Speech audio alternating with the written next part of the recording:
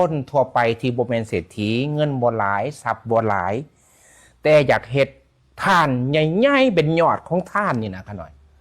เฮ็ดได้อยู่เมื่อมีคนอยากได้เงินอย่าเอาเงินให้เขาแต่จงสอนวิธีหาเงินให้วิทยาทานนี่หมายความว่ายืนยงกว่าให้วัตถุทานนมัสการพันเตเจริญพรเมื่อนี้เนื่องในโอกาสวันวิสาขบูชาขน่อยได้มาปฏิบัติธรรมอยู่นี่แล้วก็ได้ฟังธรรมแล้วเวลาฟังธรรมไปเนี่ยมีคำถามหนึ่งที่เกิดในหัวบอกเรื่องการให้ทานเพราะว่าการให้ทานนี่เฮาก็สิเห็นผู้เพิ่นเป็นเศรษฐีผู้เพิ่นหังเพิ่นมีทรัพย์หลายหั่นน่ะเพิ่นก็เฮ็ดกองทานใหญ่ๆเฮ็ดบุญใหญ่ๆหั่นน่ะเป็นมหาทานหั่นน่ะคำถามของเขาหน่อยคือถ้าหากว่าคนทั่วไปที่บ่แม่นเศรษฐีเงินบ่หลายทรัพย์บ่หลายแต่อยากเฮ็ดทานใหญ่ๆเป็นยอดของทานนี่นะขน่อยเฮ็ดได้อยู่บ่หรือว่าทานนั้นมีจักประเภทช่วยแจกแจงให้ฟังได้ขน่อยที่แท้อันคนที่บ่มีทรัพย์หลายแบบที่อันอาจารย์ทองดีว่าเหมือนว่าเศรษฐีแบบนั้นเฮ็ดได้แต่ว่าจะบ่แม่นสไตล์แบบว่าต้องเป็นวัตถุทานแบบนี้เพราะว่าอันผู้ที่เขาบ่มีทรัพย์เนี่ยเขาจะบ่สามารถเฮ็ดเอิ้นว่าวัตถุทานที่ใหญ่ๆแบบว่าต้องเฮ็ดหยังก็ลงทุนหลายๆนั่นเฮาเอิ้นวัตถุทานบ่วัตถุทานถูกต้องอามิสทานแสดงว่าการทานมีจักแบบขนาดการทานโอเคการทานเนี่ยมีหลายแบบเนาะเฮาจะเคยได้ยิน1อามิสทานหรือวัตถุทานก็คือการให้วัตถุทุกอย่างละอาหารการอยู่การกินซื้อรถซื้อร่างอาหารเสื้อผ้าหนาแพร่นำยาล้างจานการกินทุกอย่างการอยู่การกินสร้างตึกสร้างหอแจกสร้างพระพุทธรูปบริจาคทรัพย์โอเคอันนี้เอิ้นว่าวัตถุทานหรือว่าอามิสทานเป็นการทานขั้นต้นแม่นโดยนี่ถ้า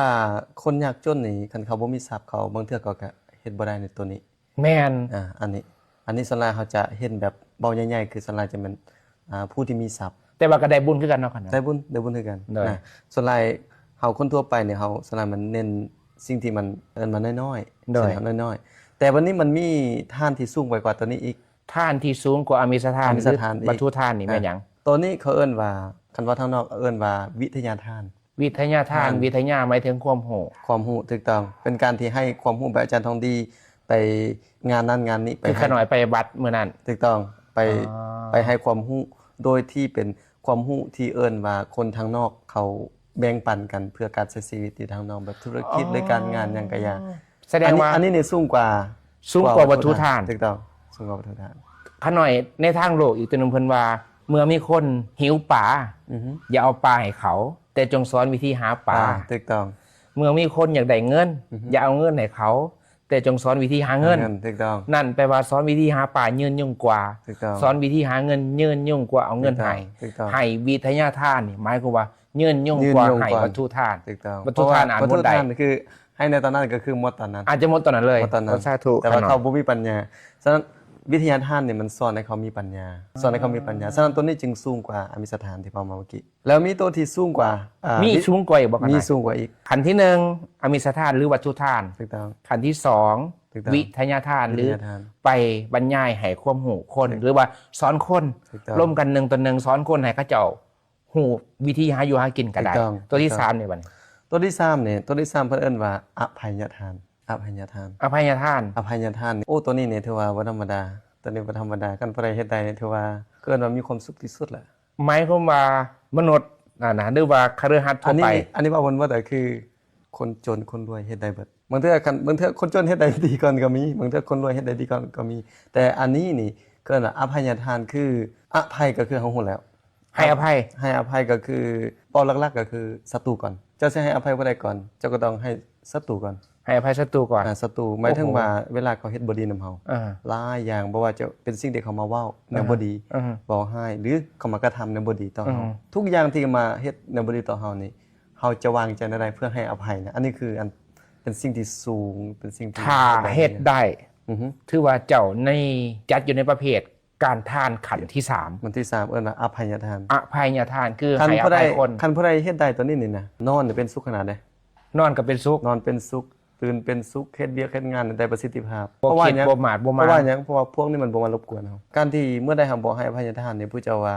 เป็นการเห็นแก่ยาวเป็นการเห็นแก่สั้นเป็นการเห็นแก่ยาวเห็นแก่สั้นก็คือมันจ้องเว้นบ่สิ้นสุด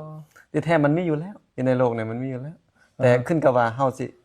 สลัดทันมันบ่เฮาสิฮู้ทันมันบ่เท่านั้น แสดงว่าคันเฮาบ่ให้อภัยท่าน ก็ เฮาสิจองกรรม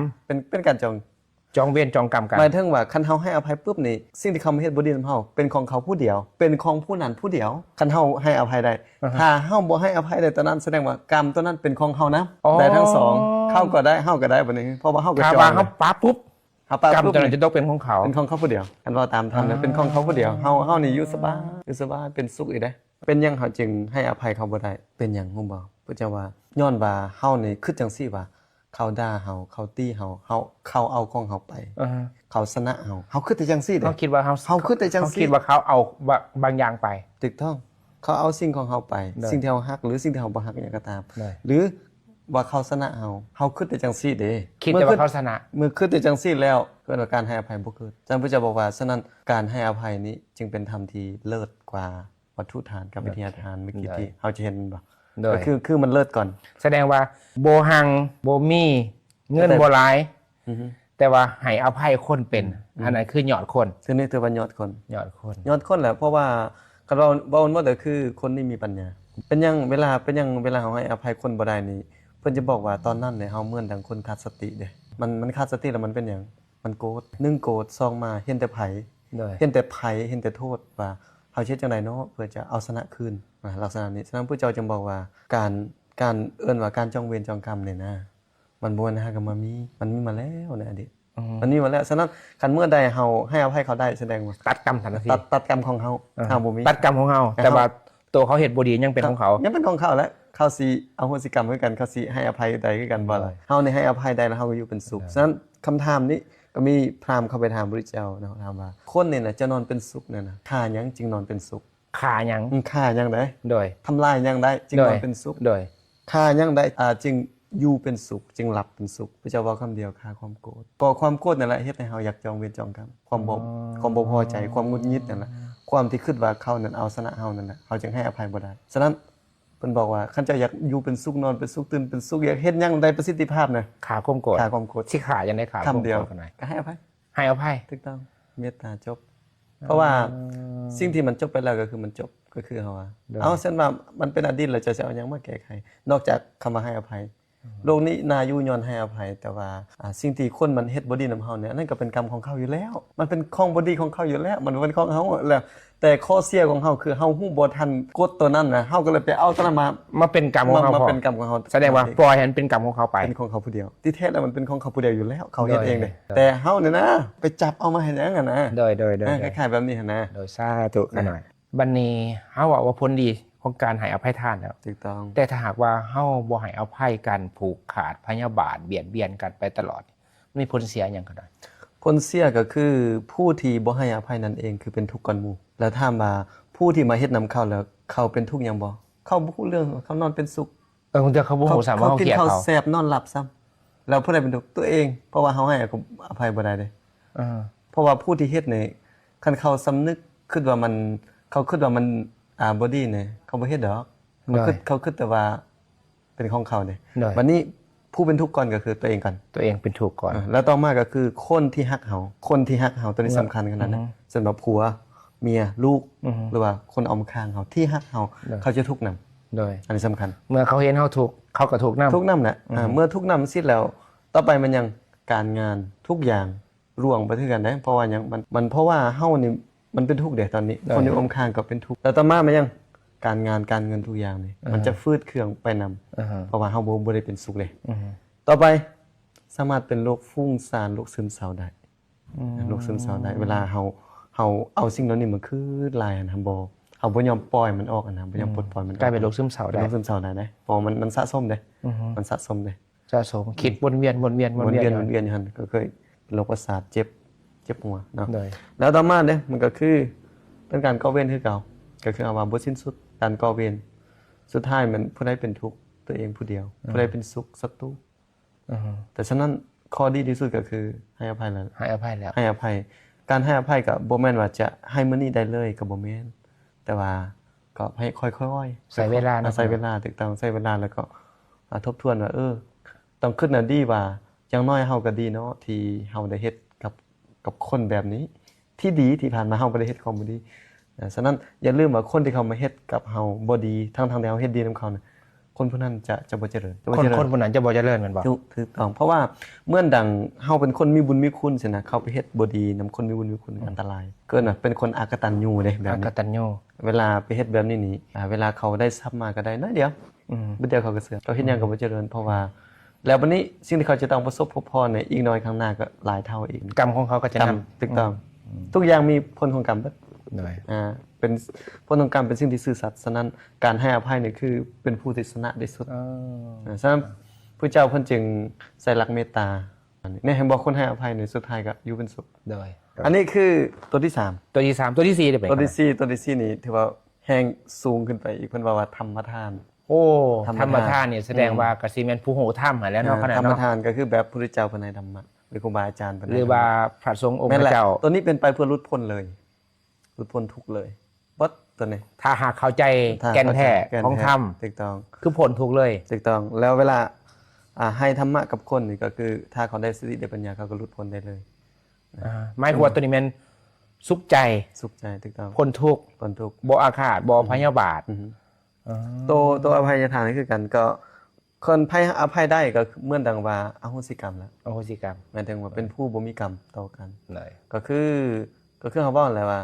กรรมเรานั้นเป็นที่แท้แล้วเป็นของผู้อื่น แต่เฮานั้นไปตอนว่าคันว่าภาษาแบบวัยรุ่นเฮานี่เสือกไปจับ ไปจับเอามาเป็นของเฮามาคิด คิดนอนบ่ได้กินข้าวบ่แซ่บนอนบ่หลับนี่ก็เลยว่าสุดท้ายก็เป็นการจองเวรคือเก่าที่แท้ถ้ามาสิ้นสุดบ่สิ้นสุดพระเจ้าเคยบอกเลยได้ว่าเวรทั้งหลายบ่เคยสงบระงับเพราะการจองเวร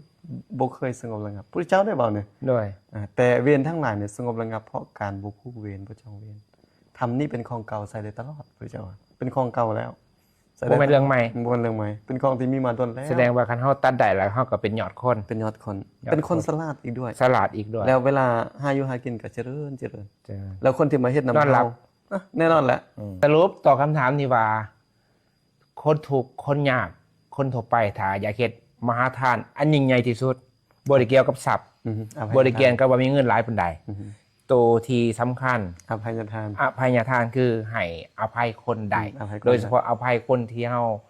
เขียดสร้างคนที่เฮ็ดผิดคนที่เป็นศัตรูเฮาโอเค ลักษณะนี้เพราะว่าการให้อภัยกับคนทั่วไปมันก็คือว่ามันบ่คักปานใด โดย แต่ว่าเพิ่นบอกว่า เวลามันจะพิสูจน์เจ้าว่าเจ้าใช้อภัยได้บ่ก็คือคนที่เฮ็ดบ่ดีนำเจ้านั่นแหละ ตัวที่1เป็นอมิตรสถานยังแม่นต้องมีเงิน ต้องมีทรัพย์ ต้องมีทราบ ตัวที่2มีได้ทานจะต้องมีความรู้ ต้องมีความรู้ ตัวที่3แม่นอภัยทานบ่จำเป็นต้องมีความรู้ แต่ว่าเข้าใจ ให้เข้าใจ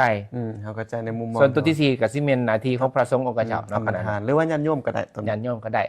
ญาติโยมอ่านปึ้มธรรมะเป่าสู่กันฟัง แต่ว่าฮู้บ่ทั้ง4อย่างเนี่ยตัวใดยากกว่าหมู่ตัวที่3 ตัวที่3อยากกหมู่บ่ ตัว กัน ที่3ยากกว่า อภัยทาน ถูกต้องเห็นปะฉันว่าธรรมทานเนี่ยญาติโยมมาศึกษาธรรมะนะเอาไปเฝ้าสู่กันฟัง แต่ว่าตัวอภัยทานเนี่ยเด้ บางเทื่อออกจากวัดไปก็ยังเครียด ยัง คม เครีย กั ด นอยู่ กันก็คือมันยิ่งนั่งสมาธิยิ่งมีความโกรธยิ่งอาฆาต หน้าพุ่นนั้นยังลอยมาอยู่นั่งสมาธิน่ะ นั่นแหละฉะนั้นตัวที่เฮ็ดได้ยากก็คืออภัยทาน อภัยทาน ผู้ใดให้อภัยทานคนใดนี่เป็นยอดคน สาธุ เป็นยอดคน สาธุคณะ สาธุ สาธุ